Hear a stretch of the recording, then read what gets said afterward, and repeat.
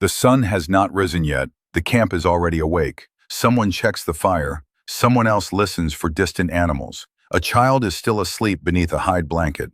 This is not an emergency. This is an ordinary morning. Most people imagine ancient humans spending every day hunting giant animals. The truth was far more complicated.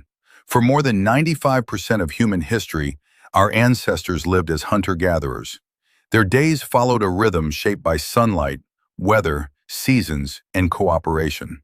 Survival was important, but survival was rarely chaos. It was routine. The first task each morning was often the fire. If it had survived the night, glowing embers were carefully fed with dry wood. If it had gone out, rebuilding it could consume valuable time and energy. A living fire meant warmth, cooked food, protection, light. Everyone depended on it. Soon after sunrise, the camp became busy. Some adults prepared for hunting. Others gathered digging sticks, woven baskets, and carrying slings. Not everyone hunted. In fact, many calories came from gathering. Anthropologists studying modern hunter-gatherers, including the Hadza of Tanzania, found that plants, berries, tubers, nuts, and honey often supplied a large portion of daily food. Hunting was dramatic. Gathering was dependable. Could an entire family survive without gathering? Probably not. Children had work too. They watched adults carefully. Young children learned through play. Throwing small sticks became practice for future hunting. Climbing trees taught balance. Games became survival lessons. No classroom was needed. Nature became the teacher. Older children helped gather firewood. They carried water, watched younger siblings. Gradually, responsibility increased with age. Knowledge was never delivered in lectures. It was absorbed through daily life. The elderly were equally important. An older hunter might no longer run as fast, but experience could save an entire group. Elders remembered migration routes, dangerous animals, safe campsites, medicinal plants. Their memories stretch back through decades of changing seasons. Anthropologists sometimes call this the grandmother hypothesis. Knowledge itself became a survival tool. Throughout the afternoon, work continued. Stone tools were repaired, animal hides were scraped clean, cordage was twisted from plant fibers, broken spear points were replaced. Nothing was wasted. Maintaining tools every day prevented disaster tomorrow. Then something interesting happened. People rested. Modern hunter-gatherer societies often spend fewer hours collecting food than many modern office workers spend at their jobs. The popular image of endless struggle is misleading. When food was available, there was time for conversation, craftsmanship, music, games, even simple relaxation.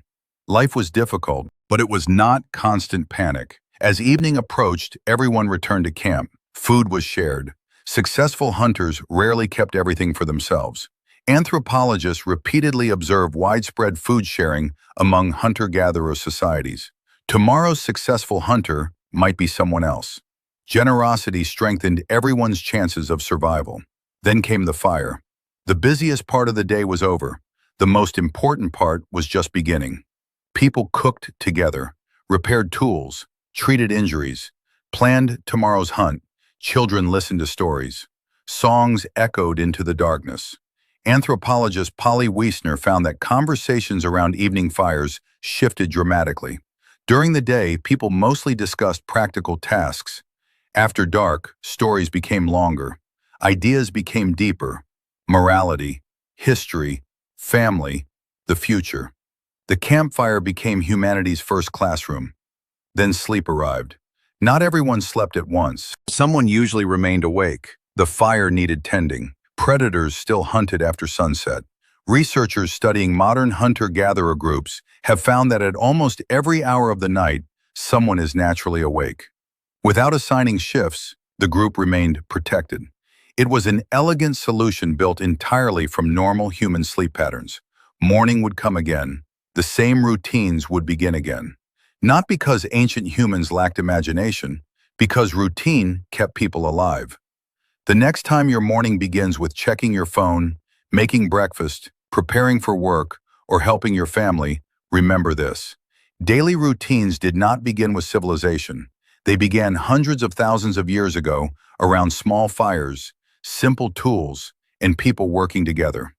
The modern day is built upon one of humanity's oldest habits, doing ordinary things extraordinarily well.